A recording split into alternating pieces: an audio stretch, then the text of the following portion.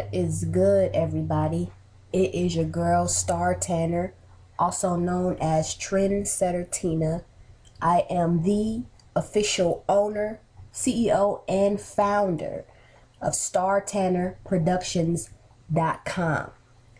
Today, I want to start tutorial number 1 on Fruity Loops 10. This video is strictly for those who are beginners at Fruity Loops. So let's just hop right into it. For the sake of time, well, actually what I'm going to be doing in this tutorial is teaching you how to make a beat.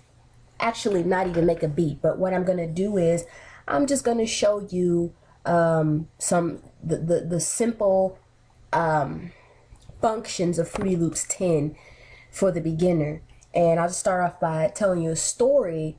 When I first started out doing Fruity Loops, I had no idea what I was doing. But what I did was I kept coming back to it. I kept opening it up. I asked for advice from people that I knew who knew how to use Fruity Loops. And not only that, I looked up YouTube videos on how to use Fruity Loops. But to keep it very simple, let's just go ahead and get into it. This here where my little hand is, this is the place where you keep all of your sounds. Every sound that you can think of, every sample, every kick, every snare, every hi-hat, every sweep, every pack, everything that you buy off the internet, or if your friends give you some sounds. But this is the panel where you keep all of your sounds. Here where it says track 1, track 2, track 3, so forth and so on, this area is where you actually put your different patterns onto. So this panel up here, you got file. This is where if you want to open up a new document, if you want to open up a recent beat that you've been working on, and these are the recent projects here that I've been working on. Excuse the names. I don't know what to name my beats. I just name them anything. Edit, very simple. If you want to shift a certain pattern to the left or to the right, or randomize, or set the piano roll. Channels is where you, for example, when you open your pattern box up, this is what we call a pattern box, and these here are your channels. So if you want to add a new channel, say for example you want to use a VST, you got to add one more. Wham! These are your presets for your VSTs.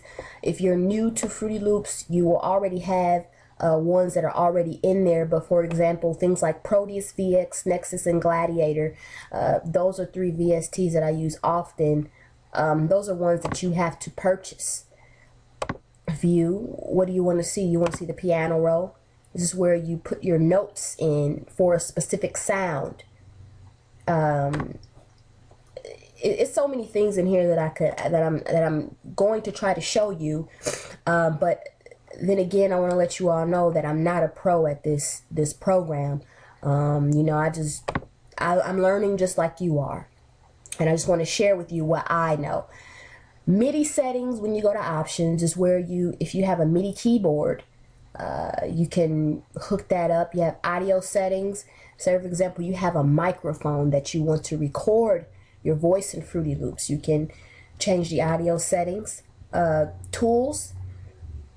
These are the tools that you can use if you want to mess with a pattern, or when it comes to recording.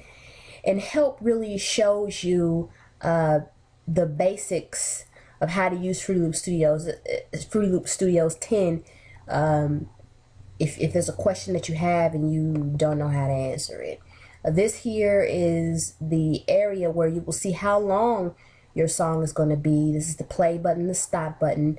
This is the record button. The only time you want to use your record button is when you're doing automation and score, and that's when you're putting in a pattern like free-handedly. You want to record it like right off top of your head. This is the tempo here, where you want to set the tempo of your beat. And it says pat 1. This means pattern 1 right here. So these kind of correlate together. Pattern 1, you want to go to pattern 2, it'll switch you to pattern 2. This is for the keyboard. Say for example you don't have a MIDI keyboard, you just have your computer keyboard. You can use that. This is for the metronome. This is the countdown. This is a wait. This here is to access your where you are going to set your patterns at. This here is to access the pattern channel. This is to access the piano roll. This here is what you see exactly what it's doing. It's if you don't want to see your sound bar where you put all your sounds at, you don't have to. And this here is the mixer channel, where you add certain mixes like reverb to one of your sounds to make the whole instrumental sound better. It's just a few things, and for the sake of time I kind of went through it very fast, but if you have any questions, definitely hit me up. Subscribe to my YouTube channel. That's youtube.com/Star Tanner Production. There's no S at the end of that. It's just production. And if you are interested in hearing my beats, you can go to www.startannerproductions.com. There you will find more information about who I am and what I do and how I can help you, the producer or beginning beat maker, and also the artist. So you all have a wonderful day, and in the next tutorial I'll probably start teaching you how to actually piece together instrumental. All right, peace.